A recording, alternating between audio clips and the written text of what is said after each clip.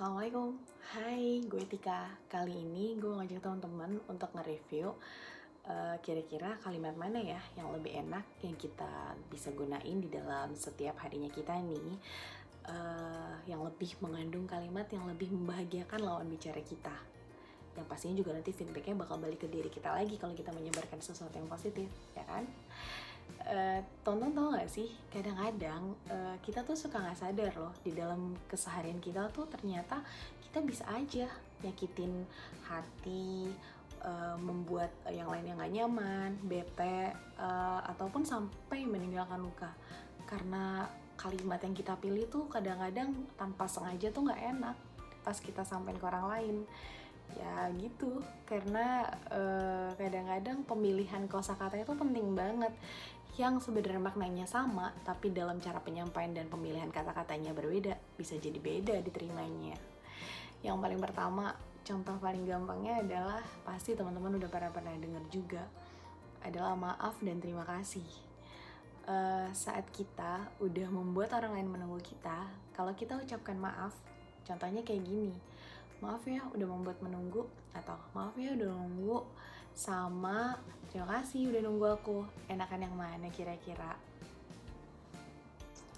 Gak ada yang salah sama kata-kata maaf, tapi yang lagi kita mau coba terapin di sini dan aplikasi di kehidupan kita sehari-hari adalah sesuatu hal atau sesuatu kalimat yang bisa membawa aura positif di lingkungan kita loh.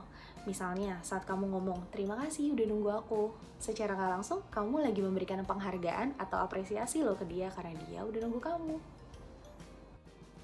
Terus aku tadi coba googling contoh-contoh kalimat yang mengandung unsur negatif. Di dalam satu kalimat itu ada contohnya kayak gini, rumah megah itu kini sudah bukan milik Pak Wijaya lagi. Kalian bisa langsung kerasa nggak energi atau nggak kalimatnya itu jadi mengandung negatif? Kenapa? Ya karena rumah megah itu kini bukan milik Pak Wijaya lagi. Kalau misalnya kalimatnya diganti kayak gini, gimana? Rumah megah itu dulunya punya Pak Wijaya.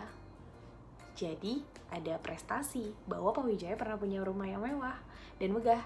Tapi kalau misalnya rumah megah itu kini sudah bukan milik Pak Wijaya lagi, itu adalah prestasi yang hilang. Artinya adalah sesuatu hal yang tidak mengenakan hati Pak Wijaya mungkin gitu.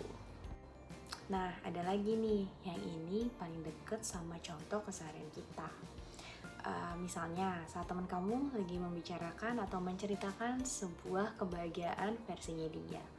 Contohnya gini, duh, gue lagi seneng banget loh, semalam pacar gue kirimin gue puisi. Pertama, respon yang keluar dari salah satu lawan bicaranya adalah, duh, baru gitu aja, seneng, dasar receh. Respon yang kedua, wah, oh ya pacar kamu kirim puisi, lucu ya. Kira-kira dari dua kalimat tersebut, yang mana yang paling positif? Pertama, teorinya gini, kebahagiaan orang itu beda-beda. Jadi, kamu jangan pernah samain versi kebahagiaan kamu sama versi kebahagiaan orang lain. Karena bisa aja yang menurut kamu itu adalah suatu hal yang biasa, tapi ternyata buat orang lain itu menyenangkan banget loh. Jadi apa salahnya sih, meskipun kita menganggap itu suatu hal yang biasa, apa salahnya kita ikut merayakan kebahagiaan orang lain dengan memberikan respon yang positif juga. Jadi kita nggak ngerusak kebahagiaan orang lain. Gitu aja ya teman-teman, simple, hal kecil yang kadang-kadang bisa bikin orang lain di sekitar kita tuh dua, nyaman dan gak nyaman. Kamu mau bikin orang-orang nyaman deket kamu atau enggak? Atau enggak kamu mau terserah orang mau mikirnya apa atau orang gimana, this is me, itu balik lagi ke pribadi masing-masing. Jadi nanti masih banyak lagi yang bakal aku sharing dan aku ajak teman-teman untuk sama-sama nge-review. Reviewnya namanya sifat yang wawasan, jadi masing-masing pendapat kalian boleh loh beda-beda. Terima kasih teman-teman, sampai jumpa di video berikutnya. Tetap sebarkan hal yang positif untuk orang sekitar kita ya, karena itu akan berbalik ke kita lagi. Assalamualaikum.